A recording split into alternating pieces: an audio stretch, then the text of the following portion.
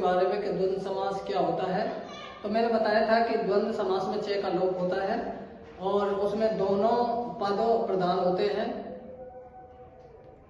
और अब आता है तत्पुरुष समास। जो हमारा तीसरे नंबर का समास है वो है तत्पुरुष समास।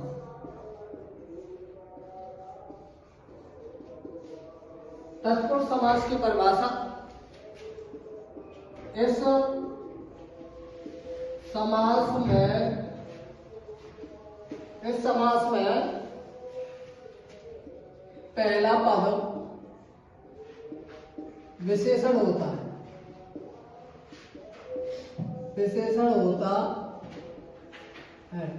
इस समास में क्या होता है भाई, इस समास में पहला पद विशेषण होता है और दूसरा पद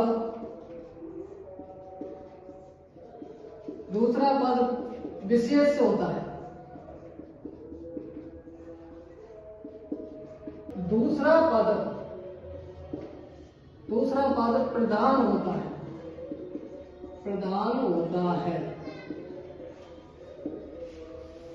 क्योंकि पहला पद तो विशेषण होता है और दूसरा पद क्या होता है, विशेष होता है। और जो विशेष होता है वही क्या होता है, इसमें प्रधान होता है। यानी कि दूसरा प्रधान इसमें प्रधान होता है। और इस समास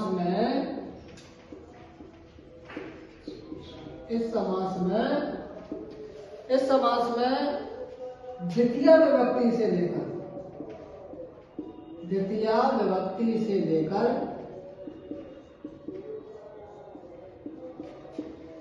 और सप्तमी विभक्ति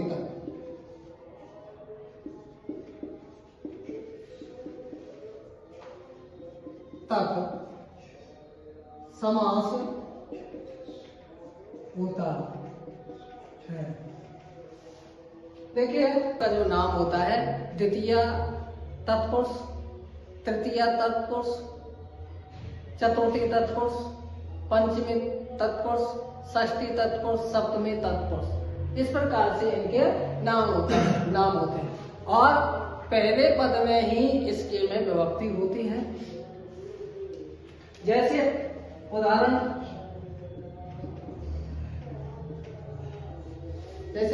उदाहरण है शरणागत।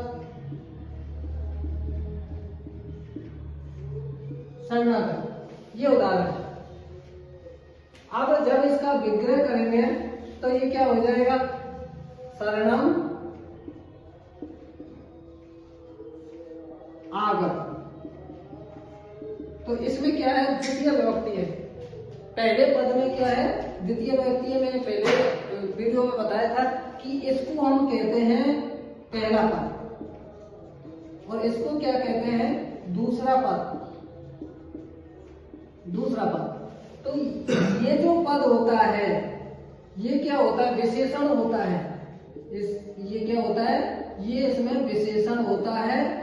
और ये जो पद होता है ये होता है विशेष। ये पद क्या होता है, विशेष होता है। और इस पद में ही विभक्ति का प्रयोग किया जाता है। इसमें ये प्रधान होता है, इसका दूसरा पद क्या होता है, इसमें प्रधान होता है। ये दूसरा पद प्रधान होता है।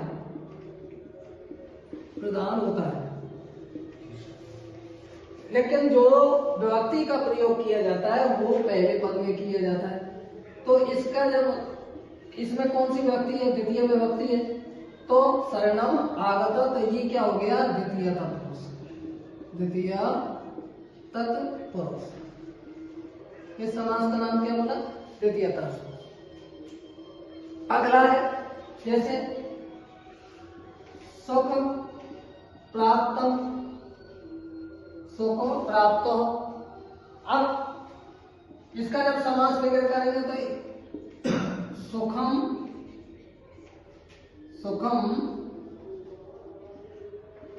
प्राप्त हो, ऐसे ही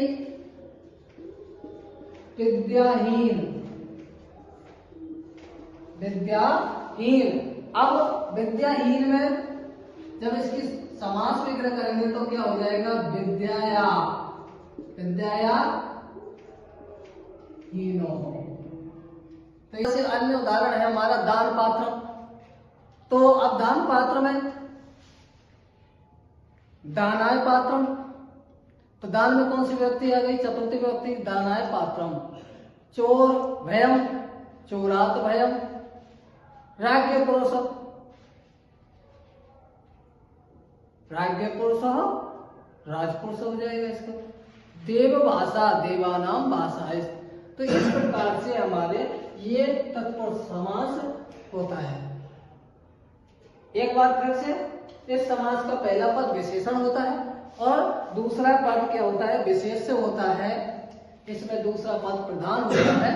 और इस समास में द्वितीय विभक्ति से लेकर के और सप्तमी विभक्ति तक इसके नाम होते हैं, जैसे द्वितीय तत्पुरुष, तृतीय तत्पुरुष, यानी कि पहले पद में जो भी विभक्ति आती है उस समास का वही नाम होता है। उदाहरण में हमने आपको बताया था ये शरणागतम, तो शरणम आगतः, तो शरणम में द्वितीय विभक्ति है और द्वितीय विभक्ति के कारण ये तृतीय तत्पुरुष हुआ। विद्याहीनम, जैसे विद्याया हीनम, तो तृतीय विभक्ति है तो उसमें तृतीय तत्पुरुष आ गया। दान पात्रम, दानाय पात्रम, तो दानाय में कौन सी है? चतुर्थी विभक्ति है तो ये चतुर्थी तत्पुरुष हो गया। चोर भयम, चोरात भयम, यानी कि चोर से डर, तो चोरात में कौन सी व्यक्ति हो गई? पंचमी, तो ये पंचमी तत्पुरुष हो गया।